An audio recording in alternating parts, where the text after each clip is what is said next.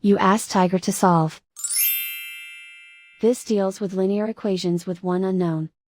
The final result is d equals 136/21. Let's solve it step by step. Simplify the expression. Group like terms. Multiply the coefficients. Simplify the arithmetic. Swap sides. Isolate the d. Multiply both sides by inverse fraction 8/105.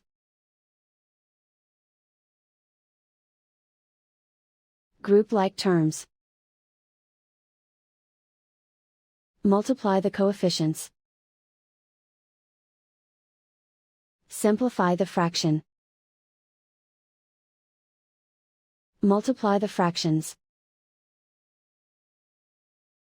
Simplify the arithmetic. And so the final result is d equals 136/21.